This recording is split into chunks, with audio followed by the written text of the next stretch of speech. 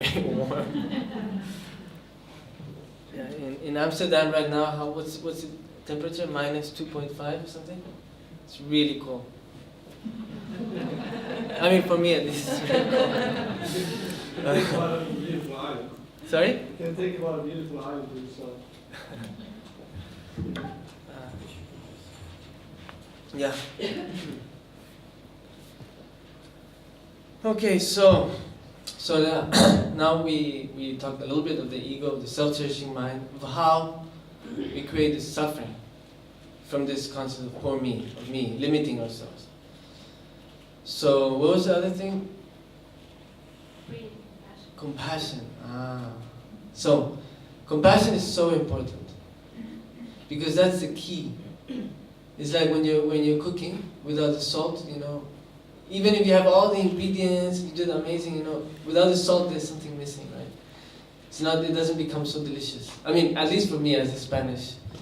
For us, salt is very important, or olive oil or something. It's like the key ingredient. So compassion would be like that, or much more than that actually. So you have the method, and then, so what is it? The method, and what's the other thing? Wisdom. The wisdom, right? So compassion, what is compassion? The method or the wisdom? Huh? The method, right? Yes. So the wisdom is to recognize our situation, to recognize the pattern of our mind. The thought, we have lots of thoughts coming and going all the time. Thoughts are a little bit like the clouds in the sky. You can see the clouds, but when you go to touch them, there's nothing there. And they come and they go. But we tend to give so much importance to the thoughts. Why is that?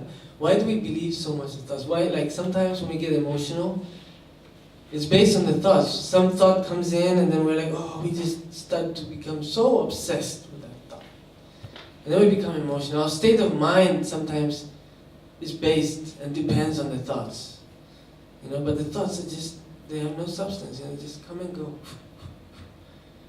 But we seem to think and feel that it's so important, it's so solid. Why is that? Why do you think that is? Any ideas? Maybe programs? Programmed? In the early days? Maybe. And? Habits. Habits, yeah. What else? Conditioning? It looks like Conditioning? we are the thoughts. The what?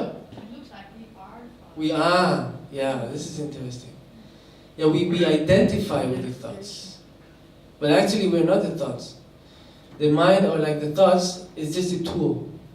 It's like an electrician. The electrician is not the screwdriver, right?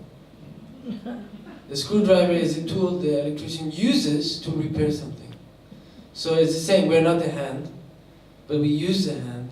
So the mind is a little bit like that, like the thoughts, there's mind stream, right? It helps us to kind of maybe like understand or analyze or conceptualize, label, judge, and condition everything, give it purpose, situationally, like I'm this, you are that, he's here, I'm there, blah blah blah blah blah blah. But actually, we are not the thoughts. The thoughts is just part of us. It's a tool. For example, in meditation, you have one meditation which is called analytical meditation, which is very helpful to analyze. So you have to use the thoughts for that. But sometimes you should really switch off the thoughts and not have thoughts. Some people say, oh, it's impossible not to think. But when we're sleeping, we're not thinking. When we fall asleep, we stop thinking. In order to fall asleep, we have to stop thinking. Sorry.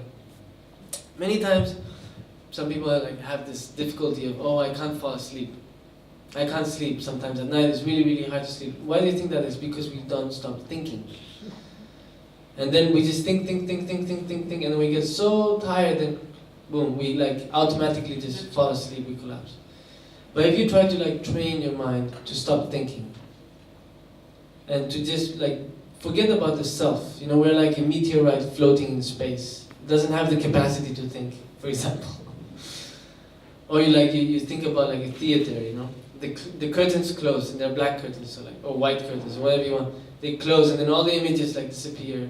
Or you kind of push them away to the side. or you just focus on an image, you know, like maybe a flower or a deity, Buddha, or something, anything that works for you, you know, to stop thinking. And when the thoughts come, you don't focus on them, you don't give it power, you don't give it importance. And then before you fall asleep, if you try to do that, then slowly, manually, you will fall asleep, right? And that will actually really help a lot to sleep, you know, to fall asleep earlier than when you want to sleep. Because many times when we want to sleep, we can't sleep because we're thinking too much. So that's a good training, you know, it's very good training.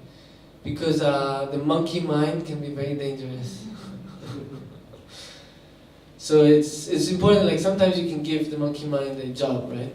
I think, what's his name, Mingyur Rinpoche? Mingyur, yeah. Yeah, I think Huffington's Post or something, what's the name? Huffington Post. They showed this video of Mingyur Tulku where he's talking about the monkey mind, you know, and he says it's good to give the monkey mind a job. So you put the monkey mind to work, and that way you kind of are able to kind of, you know, give yourself some space, some time out. You know, so how do you give it a job is by maybe like focusing on the breathing in, out, or gratefulness, saying, oh, you know, I have this body, focusing on your body from the tip of your toes to your head, you know, everything, the organs, the heart pumping, the lungs, you know, everything. Like giving it a job, the monkey mind, so that you can actually, you know, relax a little bit without having to like all the time be thinking. Because in the end it's just like clouds that come and go. Another technique is just to observe the thoughts, how they come and how they go. And the thoughts are just completely ephemeral, they're just empty from its own side. Right? So what were we talking about? Thoughts came from something else. Compassion, yes. Yeah, so we're talking about compassion.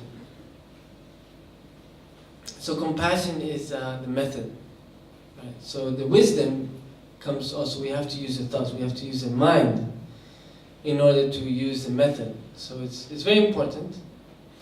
But, the mind is the wisdom. So the method is compassion. Without the method, then the wisdom is completely useless.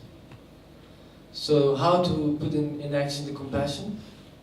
The same way we take joy in ourselves. Oh, I want to buy new clothes, I want to buy a new Macintosh, I want to buy a new car, I want to eat chocolate, I want to eat good food, I want to sleep in a comfy bed, I want to have a beautiful partner, you know, all these things that we think that will make us happy, that will bring us temporary joy.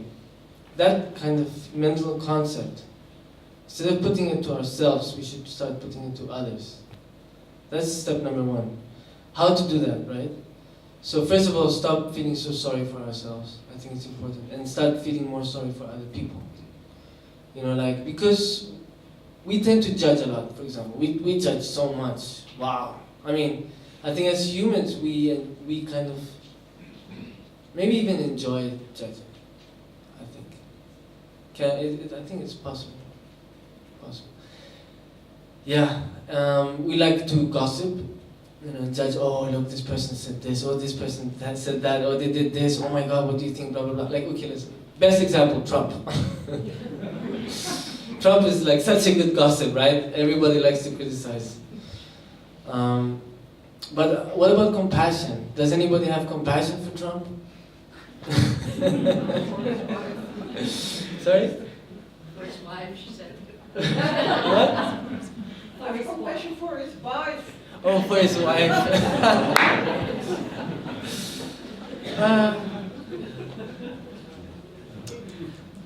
But I think, you know, Trump, he suffers so much. And he's going to suffer so much more because he's creating the conditions to suffer so much more.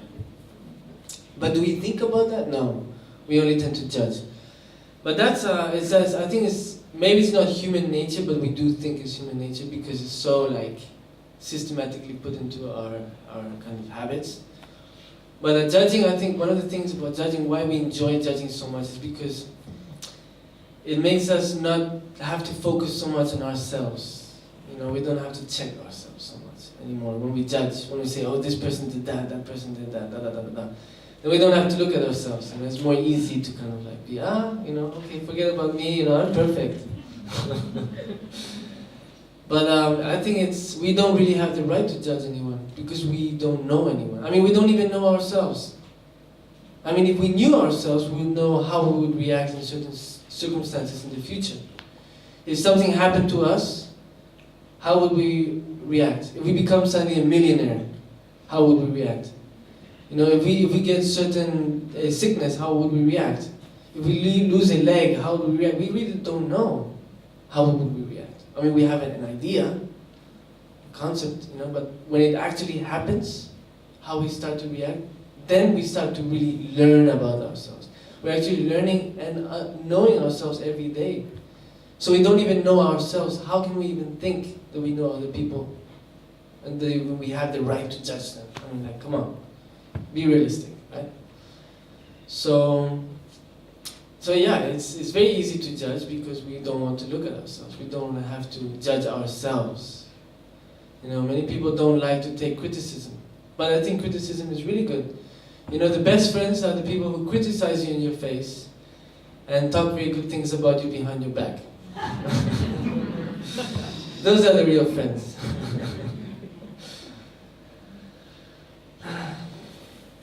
And that's what we should do. We should really be good friends, starting from to ourselves and to other people. We should start criticizing ourselves more. Not in the bad way, not in like like being heavy with ourselves and regretting and all this. No, it's more about like just moving on. Like saying, okay, I did this wrong. Okay, I have to think about it. I have to recognize it and use the mistake in order to not repeat it. In order to improve, to learn, to move on, to become a better human being. I mean, that's the whole purpose, right?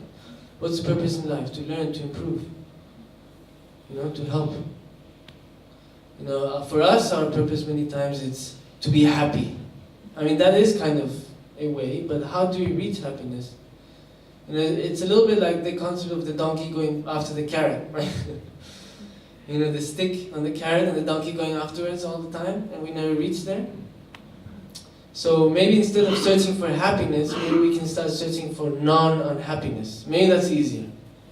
Maybe we start to be not unhappy. We create the conditions to maybe start to be actually happy. How to be not unhappy is to maybe to start to focus on other people, to try to, have compassion for them. Try to not judge them so much. Try to talk good things about them.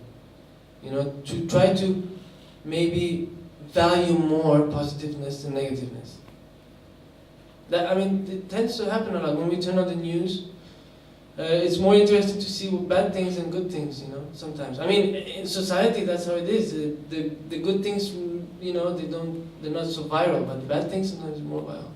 Not so much, but sometimes it is. If you have, let's say, a football game, a rugby game, a golf game, a basketball game, all these different sports going on, and everybody's watching the sports, and then suddenly a fight breaks out. Everybody's going to want to watch the fight. Right? Then maybe nobody's looking at their games, everybody's like, oh, what's going on there, what's happening? We have this tendency of being attracted to kind of this, this concept of negativity. A mother who raised children by herself and put them to university, a single mother, will she make headlines on the newspaper? Difficult. By a mother that killed her son in one instant of rage, she will make headlines. Mother kills her son, everybody's going to be talking about her. But the mother who raised children for 20 years by herself, working 2 work jobs, cooking for them and putting them to university and all of this every day for 20 years, is she going to make headlines? I don't know. Why? Why is that? Why is it not important, the positiveness? Sometimes, for example, like, I have a friend, his parents were like very liberal, they always gave him all the space. Anything he wanted to do, they supported him 100%. They never hit him, never. But his mother slapped him one time. And he remembers that, like, clear, so clear. And he even speaks about himself. Oh yeah, I still remember when my mother slapped me. It's like, come on, man. Why is that so important? It just happened in 1 second, one time. Why is that so important? Why does that stay so strong in your mind? We give so much importance to negativity. Why don't we just switch that around? You know, if we gave so much importance to positiveness and negativeness, we just kind of like try to forget, unless we're learning from it or using it as a tool. Then in the end, what's really going to matter is the positiveness. The negativeness is going to slowly disappear. It's going to become insignificant, unless of course we're using it as a tool. Every day, every moment in life is an opportunity to learn and improve. All the time. And it's always there. We're always here. It's always now. Right now. And it's always been now. It's always the same day. Right? It's just the earth going around the sun. It's always the same day. It's day, night, but it's the same day. It's the same life. And it's changing all the time. I mean, time doesn't really exist. It's change what exists. And what is change is vibration. It's movement. You know, the scientists call it oxidation. You know, we're dying, but we're not dying. We're living. You know, it's movement. It's vibration. If there was no movement, I mean, we'd be like stuck, like ice. We'd be statues. Anyway, I'm gonna go to the notes now. I don't know. Maybe do you want to do some question answer or what any suggestions what I should talk about maybe? Should you give the monkey minds a full-time job or part-time job? What? The monkey mind, should you give it a full-time job or part-time job? What do you think? I think part-time is very... Part-time is more easy, right? Yeah. No, I think it's a good opportunity. For example, when we're traveling, let's say in the bus or the tube, going to work, we have this time, and we can put it to work. We can do some meditation. When you have this time, instead of like thinking and getting nervous or getting stressed out by the circumstances, I think it's good to maybe breathe out, chill out a bit, just give oneself some space. Many times we don't really give ourselves space. And we're always thinking about the future, we're thinking about the past, but we're not really thinking about the present, It's, and we have these patterns, we allow the habits and the patterns to really take over, to take control of our life, It's like an addiction, sometimes it's like that, we're addicted to something because we give leadership to the patterns, to the habits, so we kind of follow that. We don't really become the captains of our boat. We just let the wind take us wherever it wants. And sometimes the sails will break, sometimes we may hit the rocks. So it becomes really complicated, we really can damage the ship. So I think it's important to really be the captain of your boat. And not to allow the habits and the patterns and the unsatisfaction and all this to really take over. What is unsatisfaction? Unsatisfaction is not living the moment. If we live the moment, we would be satisfied. Unsatisfaction it's a big deal. Capitalism works on that. If everybody was satisfied, probably the economy would collapse. We're all satisfied, apart from like maybe having a bed and food and a roof and company. We don't really need much more than that, to survive. There would be no economy. Capitalism wouldn't really work. So unsatisfaction is, it's a big deal. And like cosmetics, for example. If most women were, had this security, this kind of self-esteem that they should have, probably the cosmetics business would collapse. Because they'll feel good about themselves, they'll feel sure about themselves. I'm beautiful. When you wake up, you're so beautiful. You don't need any makeup to be beautiful. The real beauty is inside. That's the real beauty, and that's what people see. It's not about outside how I look. No, it's what's inside. That's what really reflects. That's what really comes out, and that's what people see, and that's what they appreciate. And that sometimes we don't tend to see that because we're influenced by society. We think we have this concept of beauty is what we see what do you call that? The advertisements, huh? The windows. Yeah, the windows, all this billboards. Yeah, but actually that's not real. It doesn't exist. That person does not exist. It's gone through so much Photoshop, so much, manipulation that actually that person does not exist. And they try to make us believe that is the concept of beauty. But it's not, because it doesn't exist. How can something that doesn't exist be beautiful? I mean, think about it. Sorry? Holographic. Holographic. It's like a hallucination. Yeah, it's I mean, samsara is a little bit of a hallucination, actually. Yeah. Yes. I actually have a question about, Mhm. like our process as human beings. Death is actually, like a really big thing in between it. In what? The death. Death. Yeah, Okay. it's really a big thing in between it, in our process. Yeah. It's already really hard to, like get a clear mind throughout our lives, like to practice Dharma, spend our lives, like to try to be in the minute, right, or be in the moment.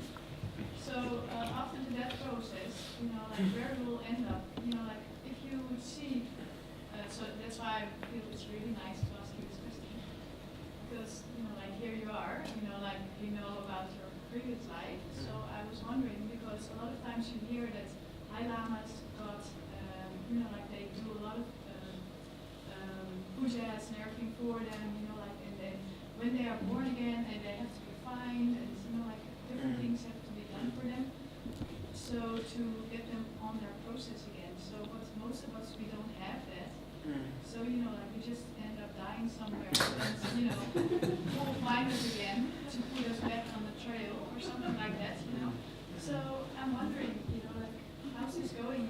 We have imprints, but it looks like it's so hard to really get out of samsara. It's a good question. I mean, there's many questions together in one. I should take notes. How is that for you? Like, do you still remember, like, do you still have these realizations that you had from your previous life? Or how does it If I did, I'll probably be like floating right now. So if it didn't work like that for you, where are we, Because you already were so far in your process. And Okay, let me start with the first question. okay. If I can remember all of them. So death, I think it's very interesting. But actually, every night we go to sleep, it's a small death. And every morning we wake up, it's a rebirth. It's a training for the final death. But death is just a concept. Actually, it's just a continuation. It's continuation. It's not. What do you call it? Definite. So we all have the same potential. We all have the same potential, and we have infinite potential. Right? So the essence of what we are is like clear light. The way the Dharma explains it is clear light. It's clear light. So that's what really travels, from the body. And then when it takes form in the body, from the moment the sperm and the egg come together, and then so the clear light comes in at that moment, and then slowly, like, the heart starts beating after some time, and then the single cell starts dividing, starts multiplying into many, many cells. I mean, we're an organism composed by billions of cells. They're alive.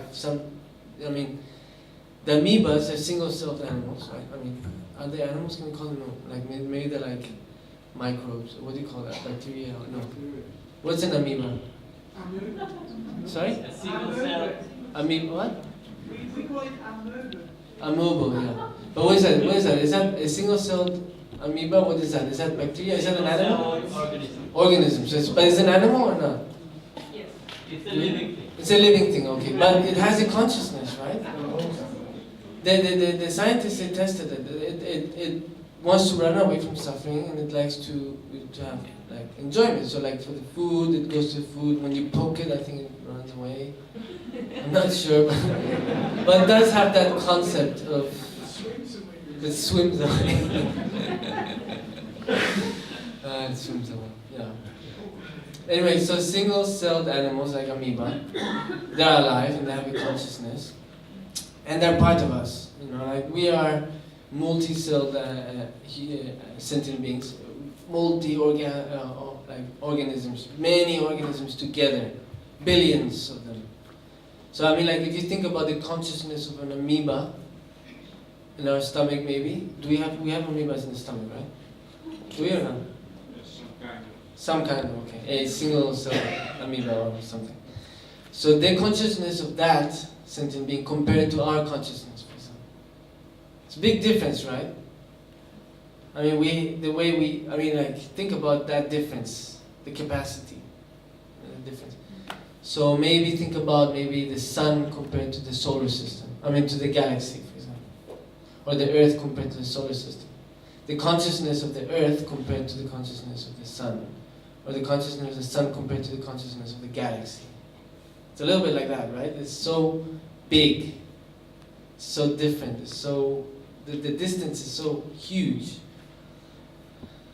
But it's there, you know. It's our responsibility. All these organisms are under our responsibility. So when we are unhappy, we also bring them down, you know. I mean, if we have compassion for them, you know, if we have this gratefulness to our body, we bring them up, you know, the energy. And they will support us. They will make us more happy.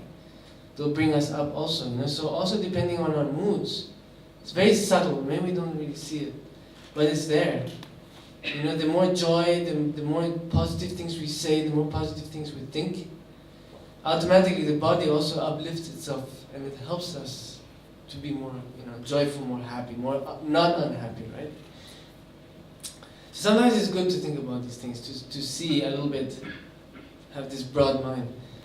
Like, for example, in space, you know, we have stars, planets, right? And the distance between them, the space between them. We have planets, stars, planets going around the stars, all the space in between. It's a little bit like the nucleus and the electrons and the protons and all this going around with all this space in between. So it's just, a metaphor is like a reflection of what's around us. This table looks solid, but actually what's happening is very similar of what's happening in space. You know, it's just that we can see all the space in space. But in the table we're not really very aware of it. But if you check, it is there. You know, quantum mechanics, quantum physics talks about it. You know, they say, I'm not sure what percentage, but I think around 99% is empty. I'm not sure if this is true, but I've read it, and it could be true that they say, if you really put together all the physically solid material that composes Earth, it would all fit in a sugar cube. Yeah. I mean, it's mind-boggling, right? I mean, it's like, wow. So what is solid? What is true? What we see, is it really what there is? You know, I mean, because what we see, what we experience, has to go through all these sensors, right? So, like for example, I see you, but what I'm seeing is the brain neurons, the receptors that are receiving the sensorial, you know, mind of the eye, which is sending that information through the eye, through the reflection, through the light that bounces off, making the colors, the shapes. My brain receives it, and then the mind receives it through the brain. So there's all these different conditioners, there's all these different receptors that it has to go through.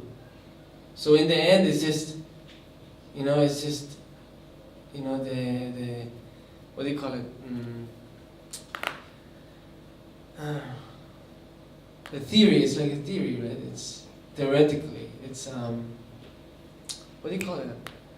Like for example, when you read a book, you never really understand completely what the writer wants to say. And the writer will never really understand what the reader will understand, right? So there's this big space between there. You know, it's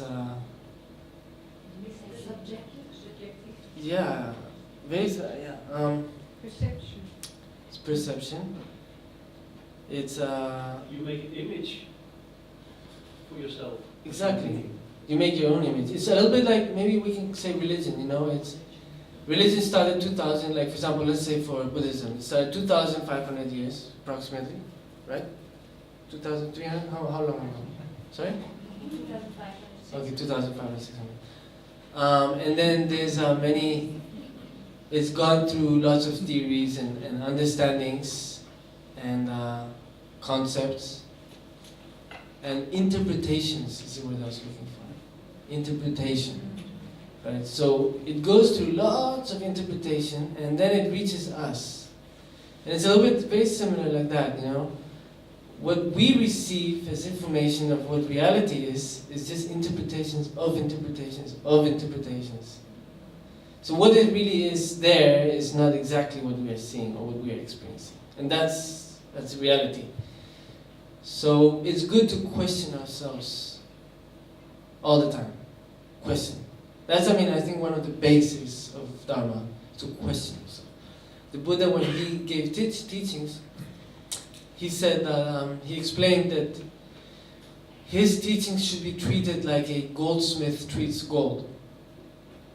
Before the goldsmith accepts that gold is gold, it has to go through a process. You know, it heats up the gold, he melts it, he scratches it, he burns it, you know, he tests it to the limit. And once he's done all of those things, then he says, okay, this is authentic gold. Then he says, this is a precious metal. And he treats it as such. So we can't just say, oh, you know, because the Buddha said, or because his teacher said, or because it's written in the text, then it's true. We take it as my truth, the truth. You know? And nobody can really come and say, oh, I found the truth here, take it. You know, because maybe this is my truth, maybe my path, maybe my reality, my understanding. But it doesn't necessarily mean it's your understanding. Right? You have to find your own way, your own path. I mean, what Dharma can do is a little bit like the medicine, it's a little bit like the light, right? In the middle of a dark forest. If you're in the middle of a dark forest, there's absolutely no light, and you want to get out of this forest, you know, it will take much longer if you're in total darkness. You may fall, you may get scratched, wild animals may eat you up. But if you have some light, let's say full moon shining in the middle of the night, then at least we can see a little bit. And then we can maybe climb a tree or go up on top of a mountain and see from far away. And say, look, the forest ends over there. Or there's water over there.